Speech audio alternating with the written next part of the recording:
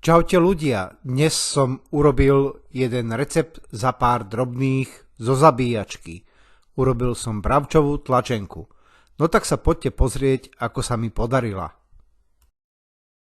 Bravčové pliecko očistím od takýchto škaredých šliach, ktoré na ňom ostali po spracovaní u mesiara.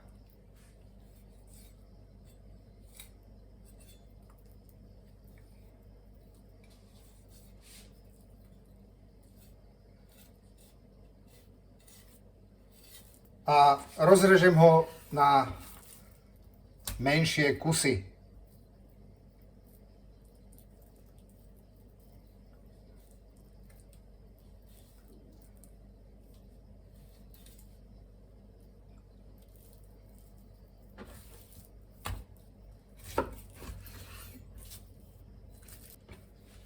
Kožu na bravčových kolenách očistím od chlúpkov.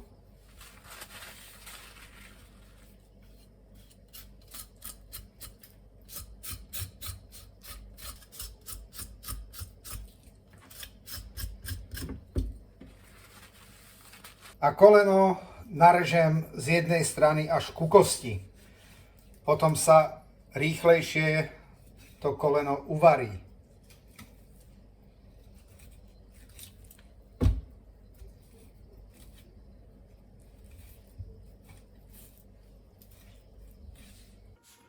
Do hrnca so studenou vodou naukladám bravčové kolená, paprčky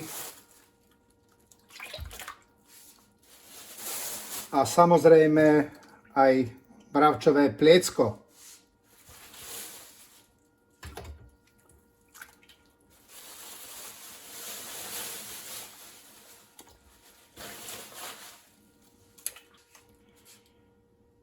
Do hrnca nalejem studenú vodu. Malo by jej byť toľko, aby bolo mäso ponorené pod hladinou. Hrniec zakriem pokrievkou a mäso nechám variť takmer do mäka. To varenie by malo trvať asi tak 1,5 hodiny. Do druhého hrnca som dal variť očistené bravčové kože.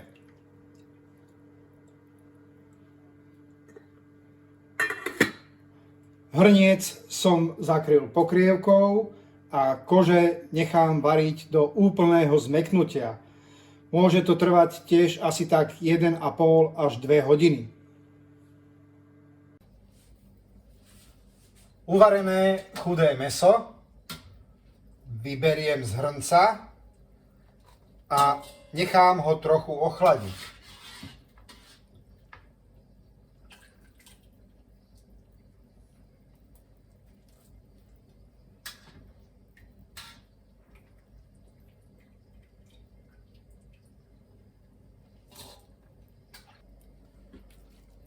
Chudé mäso nakrájam na väčšie kúsky.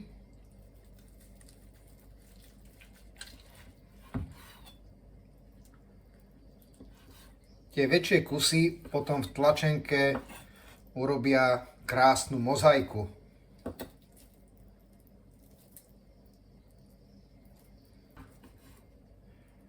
Mäsko je trošku mäkšie, ako som chcel, ale v hotovej tlačenke to nebude vadiť.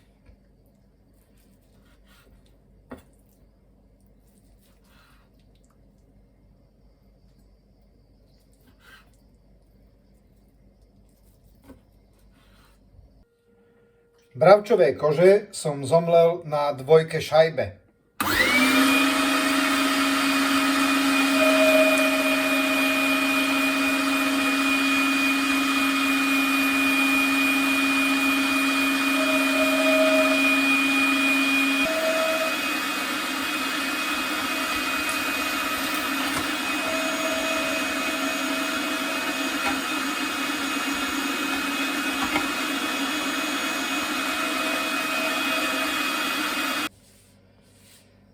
Takže nakrájané chudé mäso som dal do väčšieho lavóra. K nemu pridám namleté kože.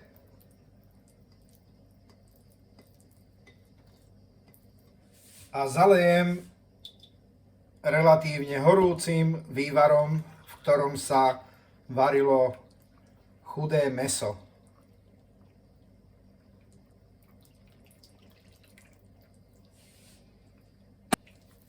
Vývaru by malo byť toľko, aby mäso bolo pod hladinou toho vývaru.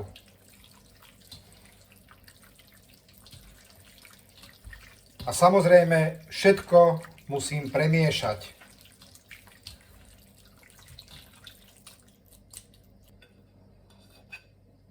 Potom k mäsu pridám najemno nastrúhané strúčiky cesnaku. Samozrejme soľ. Tej soli sa nemusíte báť. Mäso sa varilo v neosolenej vode a dosť tej soli pojme do seba.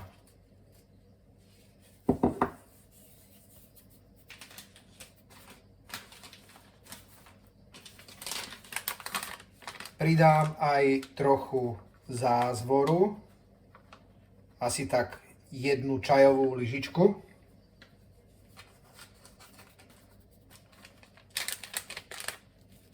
Trochu mletého čierneho korenia a trochu majoránu.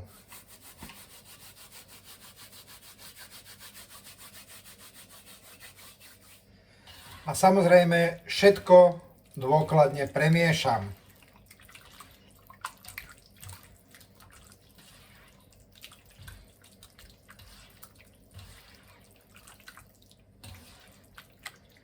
A samozrejme treba to aj ochutnať.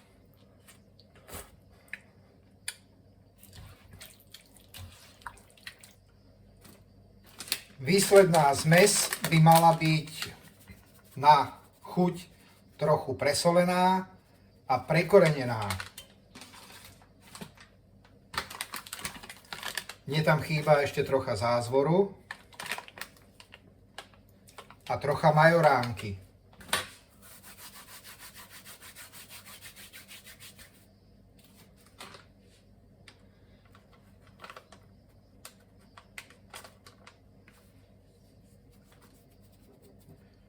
A ešte to môžem aj trochu prisoliť.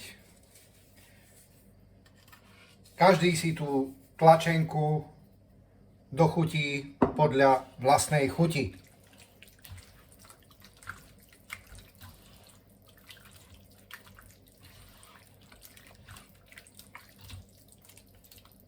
A samozrejme, znova to musím ochutnať. No. Za mňa to má práve tú chuť, ktorú chcem.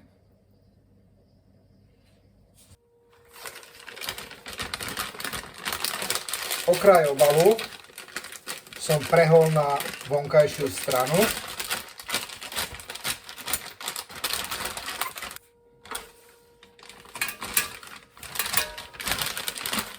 A teraz naplním zmes na tlačenku do obalu.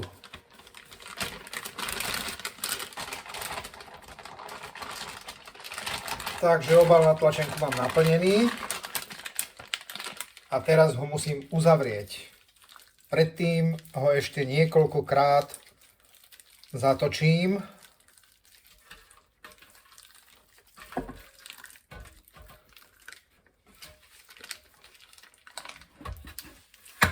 A teraz ho môžem zviazať. Takže prichytím si špagát palcom, prevlečiem popod malíček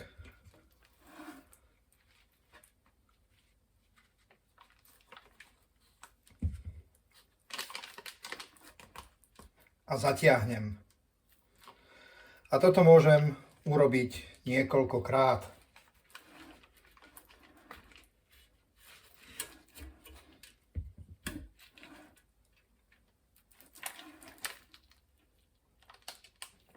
Špagát a prebytočnú časť obalu odrežem.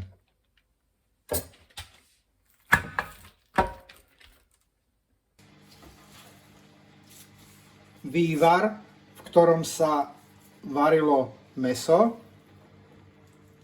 som zahrial na teplotu 85 stupňov Celzia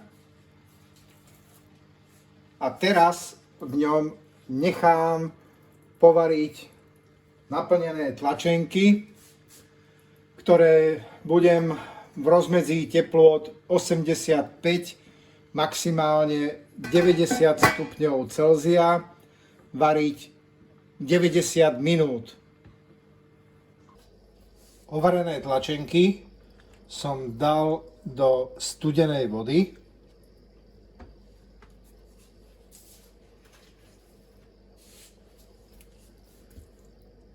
Kde ich budem chladiť asi 30 minút a asi každých 5 minút ich budem otáčať, aby sa v nich rozležalo všetko korenie a hlavne, aby tuk nebol umiestnený iba na jednej strane.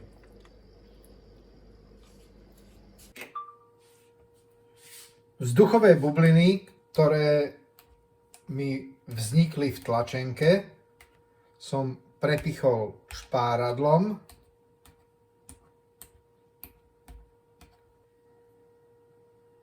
Na tlačenky som dal dosku na krájanie a dosku som zaťažil.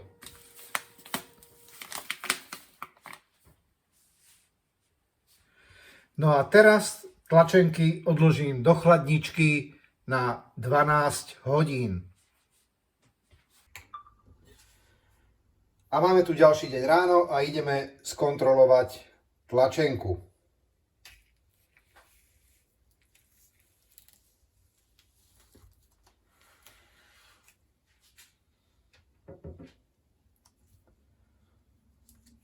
Paráda. Má to krásnu mozaiku. No a teraz si nakrájam trochu cibule a idem ju ochutnať. Takže túto nádhernú tlačenku dám na tanier. Pridám trochu nakrájanej cibule.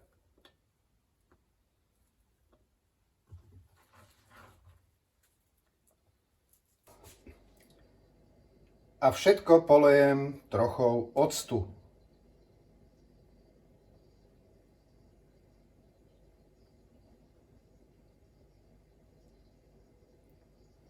Ak sa rozhodnete urobiť tlačenku podľa tohto videa, dajte mi prosím vedieť, ako sa vám podarila. No a nakoniec vám zaželám už iba dobrú chuť.